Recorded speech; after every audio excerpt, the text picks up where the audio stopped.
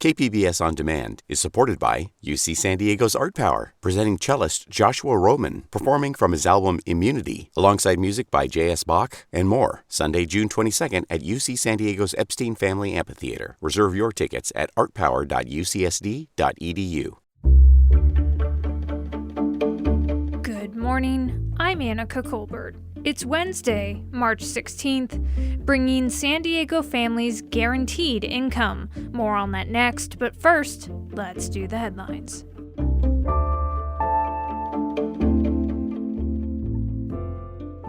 The median price of an existing single-family home in San Diego County is $888,000 as of February. That's over $10,000 more than last month and $100,000 more than a year ago. That's according to data from the California Association of Realtors. A former Coronado resident and Army veteran was sentenced on Tuesday to 3 months in prison for being part of the January 6th insurrection. 34-year-old Jeffrey Smith pleaded guilty last month to misdemeanor counts of parading, demonstrating, and picketing in the Capitol building. According to prosecutors, Smith helped move iron benches in front of closed doors of the Capitol, allowing rioters to access the building.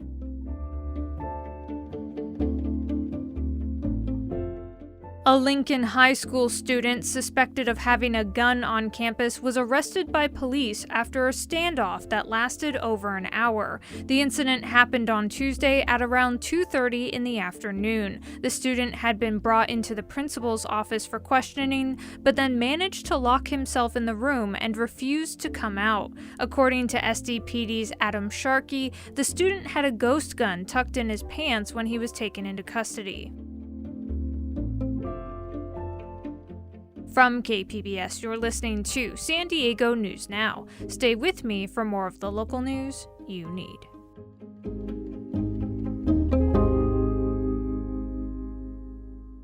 KPBS On Demand is supported by UC San Diego's Art Power, presenting cellist Joshua Roman, performing from his album Immunity, alongside music by J.S. Bach and more, Sunday, June 22nd at UC San Diego's Epstein Family Amphitheater. Reserve your tickets at artpower.ucsd.edu.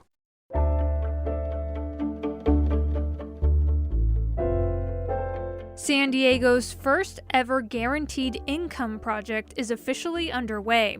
Families received their first checks on Tuesday. KPBS Race and Equity reporter Christina Kim has more on the San Diego for Every Child pilot project. 150 households across San Diego County received payments of $500 on Tuesday as part of San Diego's first guaranteed income project.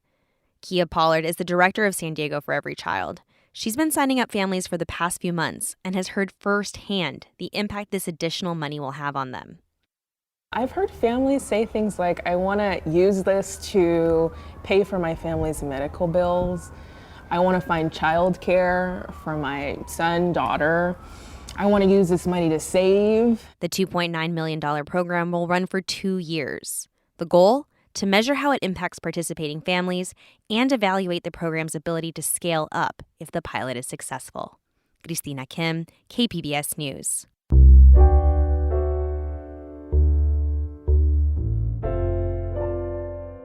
The San Diego County Sheriff's Department and the San Diego Police Department are facing criticism over the deadly shooting of a woman earlier this month. KPBS reporter John Carroll has more. Video released of the incident shows a deputy serving 47-year-old Yan Lee eviction papers at her Little Italy condo. She threw them back at him and barricaded herself. Over the next 45 minutes, deputies and San Diego police officers tried to get Lee to come out. They made entry into her apartment, trying to subdue her with beanbag rounds and a canine, but the video shows her coming at them with a knife. She was shot dead in a building hallway. Community advocate Tasha Williamson says the incident was mishandled. They should have used de-escalation training.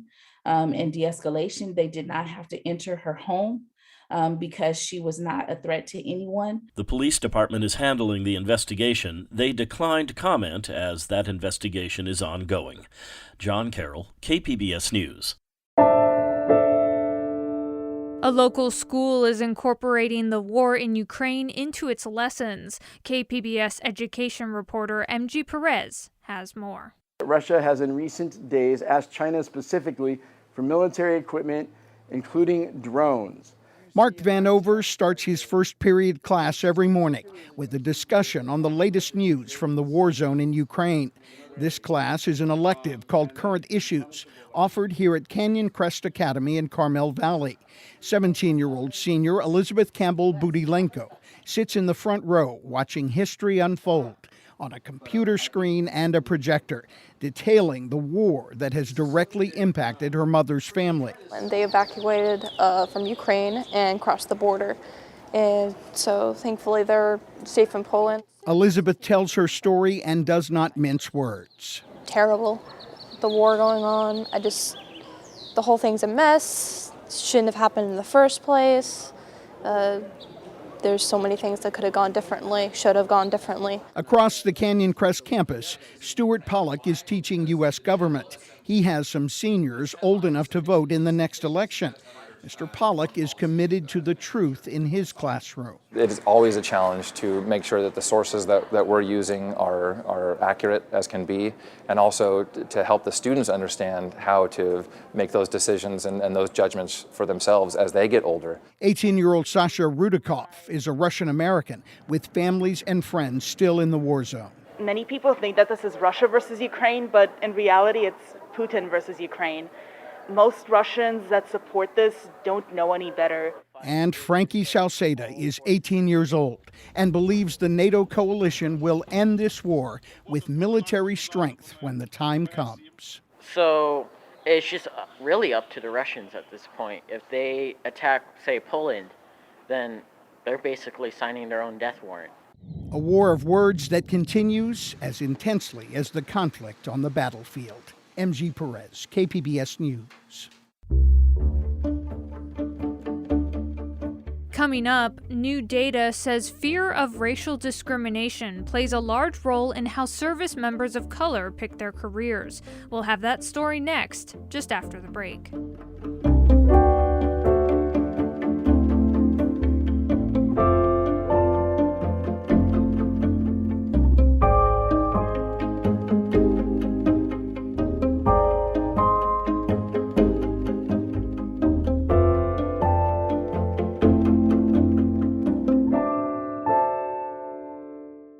KPBS On Demand is supported by Splatero, helping homeowners pay off debt by offering streamlined access to your home's equity with no additional monthly payments or new debt. Splatero provides a lump sum payment in exchange for a share of your home's future value. Pre-qualification is available at splatero.com.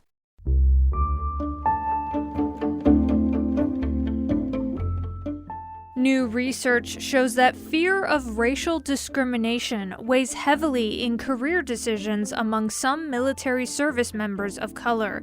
Troops are turning down duty assignments because they don't want to move to certain bases or military towns. That can affect their careers and America's military readiness. Desiree Diorio reports for the American Homefront Project. Almost a third of the military families in the survey say they refused orders to relocate because of worries about the racial climate at the new installation. And more than half of them say the decision hurt their careers. The study is one of a handful in recent years that explores how race and discrimination affect the everyday lives of service members. The results are mixed. Most respondents say the military has had a positive effect on them overall, but many also reported outright discrimination, like racial slurs and fear for their safety on and off base. Jenny Aiken is one of the researchers at Blue Star Families who worked on the study.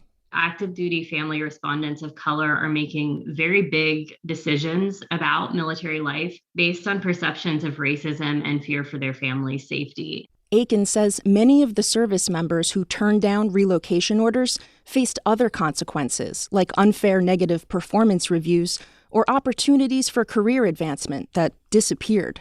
So obviously, these are huge conversations, decisions, and all of them affect overall military readiness and retention. A spokesperson for the Department of Defense did not comment directly on the findings in the Blue Star family's report, but said in a statement that the department is now studying the roadblocks that keep service members of color from advancing.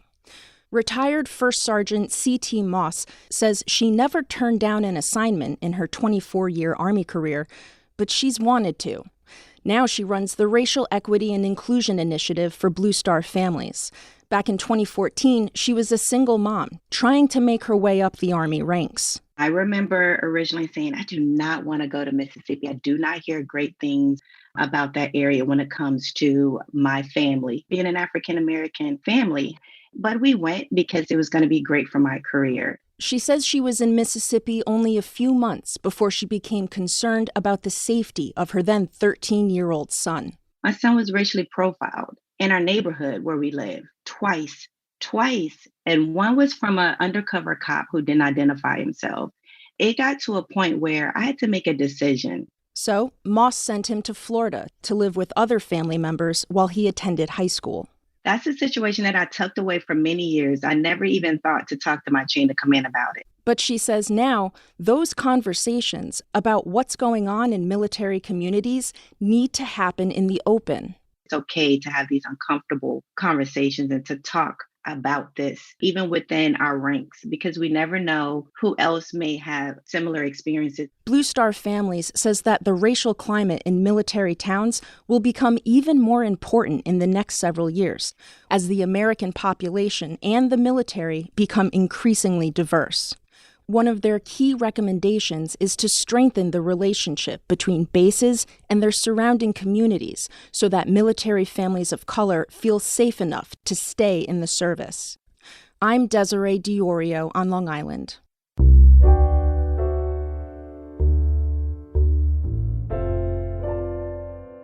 "50 years after it opened, the San Diego VA will become the first VA named after a female veteran of color. KPBS military reporter Steve Walsh has more. March 15, 1972, with the Vietnam War winding down, the San Diego VA hospital opened its doors in La Jolla. Ironically, the day before the 50-year anniversary, President Biden signed a bill naming the hospital for Captain Jennifer Moreno. The 25-year-old Army nurse was killed in Afghanistan. Dr. Arnold Gass has been with the VA since 1972. It'll be a place in which people should remember why it's called a veterans facility and why we need to take care of veterans of all types, all genders, all gender choices. The San Diego VA is now the first VA in the country to be named after a woman veteran of color. Steve Walsh, KPBS News. A group called San Diego Oasis has opened a space at the Grossmont Mall where seniors can come and learn tech skills.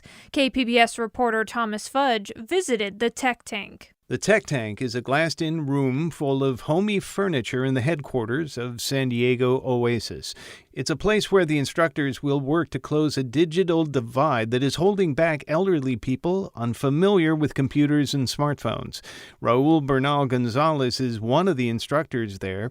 He says many of the problems older people have with digital technology are familiar to most of us. Like how to save a picture to a phone, how to save an attachment from an email.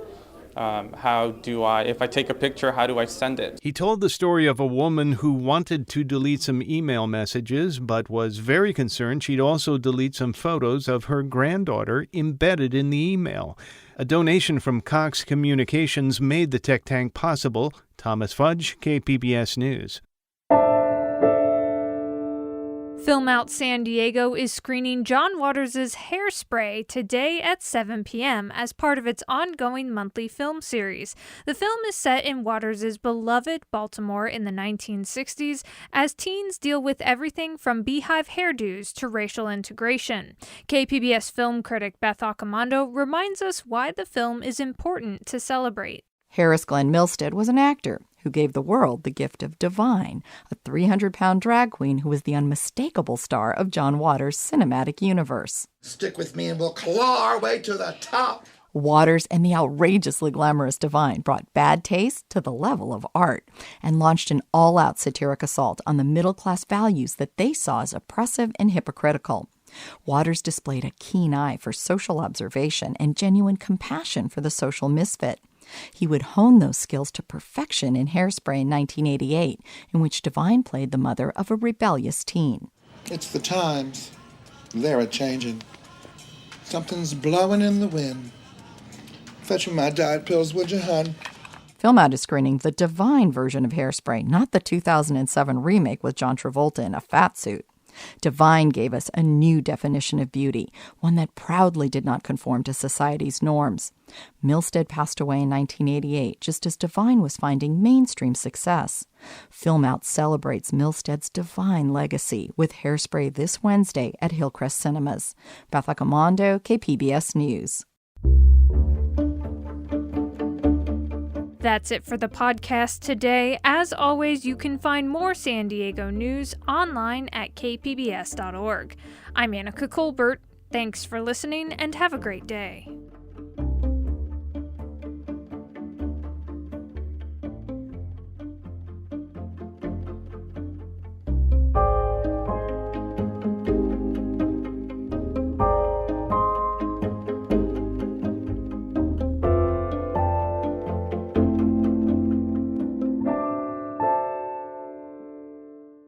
KPBS On Demand is supported by Splatero, helping homeowners pay for home improvements by offering streamlined access to your home's equity with no additional monthly payments or new debt. Splatero provides a lump sum payment in exchange for a share of your home's future value. Pre-qualification available at splatero.com.